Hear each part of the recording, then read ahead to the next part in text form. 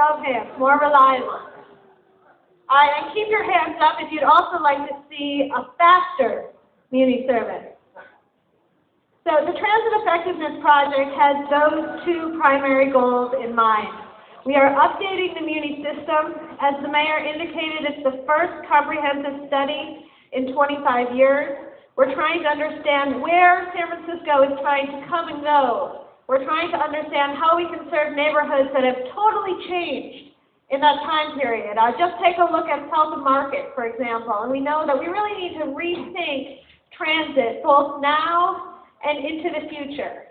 The Transit Effectiveness Project is using three key things, and if you haven't gotten a handout explaining these boards, because I know they're small, raise your hand and staff will circulate to you. But we're looking at three key things. Technical analysis. We are going to have data on every single MUNI route. We have maps out there that can show you how many people are getting on the bus and how many people are getting off the bus at every stop. We're also doing extensive community input because we want to know what you guys think is working well, and we want to know what you guys would like to see improved. We've recently had a 3,000-person survey of our transit riders, and they told us what you've told us here today, that when you choose not to ride MUNI, it's because it's not reliable enough or it's not fast enough. But that a lot of you are excited when you do use MUNI because it's convenient, because it avoids having to park, or maybe you don't have another choice. Maybe MUNI is your primary transportation. And then the third tier of this project is best practices. We are trying to take everything that we can from other systems, from other cities. We want to know what's working well. We want to know how we compare. We want to know where MUNI is leading the charge and where MUNI really needs to pick up some slack. And so that's sort of, I think, an overview of the Transit Effectiveness Project, and we can answer any questions you have. We're particularly focused on this effort on MUNI service and MUNI operations, but we've got the whole staff here. Excellent. Thank you. Now I'm going to just quickly start off with a few questions. I love this. Almost every single question is, how dare you, Mayor, eliminate garbage cans and then bus stops? What kind of guy are you? I'm not, but I can read them. They're even worse than that. Let me just say, first of all, I know it's off topic.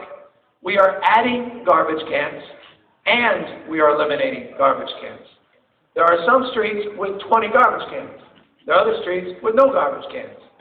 We have more garbage cans than any city in America by a factor of 5. Other cities are cleaner. Many people use the garbage cans for their business purposes. Many use them for their residential purposes. I'm for clean streets, and we got a little pilot to determine how to get them cleaner. But we've added garbage cans, and we subtract a few. Don't fret. We're analyzing the effectiveness of this. If it doesn't work, we'll go back to many times more garbage cans than any other city, but we're just trying out. Now, having gotten that out of the way, I'm happy to talk about it more. People say, well, that's off topic, but the MUNI bus stops are not, and I read in the paper that you're thinking of eliminating MUNI bus stops. That's going to hurt seniors and the disabled. Others say, I generally support the removal of some stops, but how will you determine which stops are extra? What are we doing to analyze the current number of stops? And how do we secure the rights of seniors and disabled? Seems to me a lot of people want to eliminate bus stops, just not their bus stop. So how do we make sure it's not their bus stop? Julie. I think that is going to be one of the toughest and most interesting debates that we have as part of this project. The first thing we're doing is conducting a survey specifically trying to capture the transit needs of seniors and people with disabilities. We have them in Chinese, we have them in large font out at our booth there, and we really want to get your feedback. It's also online. The second thing we're doing is looking at a few criteria. We're looking at grade, how steep it is, which is really important in San Francisco. We're looking at how well it's used. We're looking at how far apart it is from other stops. We're looking at land uses. Is it near a senior center? Is it near an activity center? is it near a transferring route?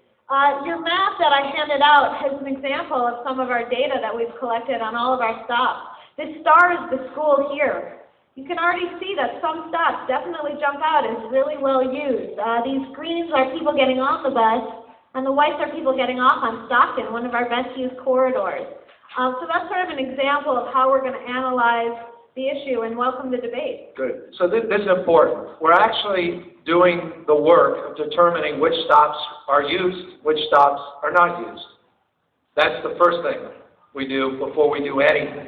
And then we consider all of these other factors which are fundamental. We are not going to remove any bus stops until we have a very exhaustive analysis, which will be done by the end of the year, and then a very comprehensive outreach effort to the community to secure support.